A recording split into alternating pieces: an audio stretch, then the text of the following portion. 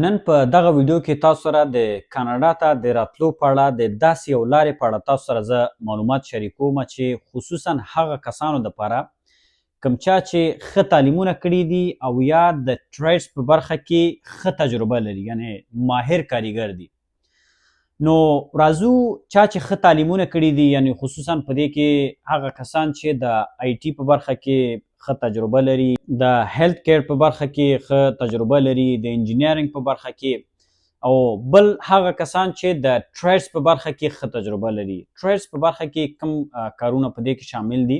په دې کې فرض مثال نجار، رنګمال، نردوان، ډرایور، نانوایی والا، کوپی کش، نو برقي، ټول هغه کسان چې په دغه بخش کې یعنې ښه تجربه لري، نو هغوی کولی شي چې دلته کاناډا تاسې وګورئ چې دوی همیش مختلفې برنامې لري د مختلفو د نورو هیوادونو څخه دلته د کسانو د راوستلو دپاره. خو یو خبره تاسې په یاد ولرئ چې دلته کاناډا چې هر ډول دغه برنامې لري د نورو هیوادونو څخه د کسانو دلته د راوستلو دپاره، یعنې دوی هغه بیکاره کسان دلته راوستل دوی نه غواړي چې دلته راشي او دوی ته هم بیا دردسر وي.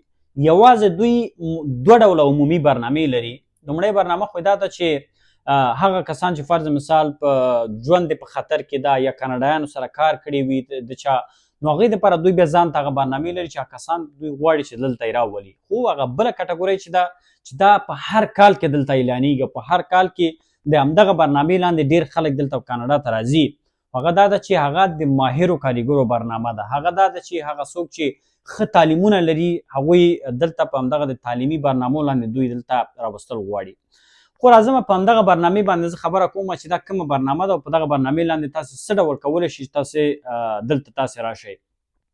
نو د دغه برنامې نوم چې دا اکسپریس انټري ده. نو اکسپریس انټري برنامې لاندې هر کال دلته زرګونه خلک دلته راځي. او اوس راځو دې ته چې دې ته څنګه تاسې پوهېږئ چې ایا زه ورته الیجیبل یم که نه یم، یعنې څه ډول ثبت نام تاسې ورته کولی شئ. اوس راځو دې ته چې یعنې دغه اکسپریس انټري په اصل کې دا څه شی. نو اکسپریس انټري په کاناډا کې د ماهرو کاریګرو د مختلفو هیوادونو څخه دلته د راوستلو دپاره نو دغه برنامه کاناډا کاروي، دغه اکسپریس انټري برنامه.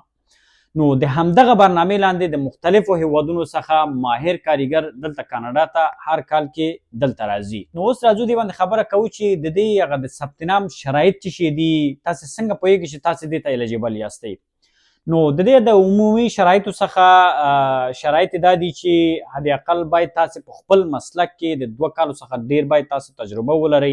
حد اقل د مکتب څخه باید تاسې فارغه واوسئ. حد اقل باید انګلیسي باندې باید تاسې پوه شئ، باید خبرې باید تاسې کولی وشئ، ځکه چې تاسې دلته راوستل کېږئ دغه برنامې لاندې. که چېرته په کوم کمپنۍ کې تاسو ته دلته کار درکوي نو تاسې باید وکولی شئ هلته افهام و تفهیم باید تاسې وکړئ، تاسې باید دلته خبرې کولی وشئ، په انګلیش باندې باید تاسې پوه شئ، او همدارنګه ستاسو نیت دلته په کاناډا کې د دایمي پاتې کېدو نیت باید تاسې ولرئ.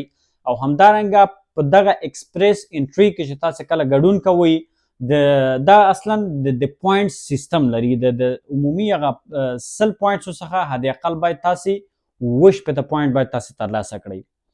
نو دغه پوینټ سیستم دا اصل کې څه ډول ده، د دې هغه لینک هم تاسو سره زه همدغه ویډیو په اخره کې تاسو سره زه شریکوم. نو دغه کوم شرایط چې کوم یو دي دا ټول هماغه شرایط هلته ذکر کېږي یو په یو. نو هلته تاسو ته پوینټس هلته ښودل کېږي.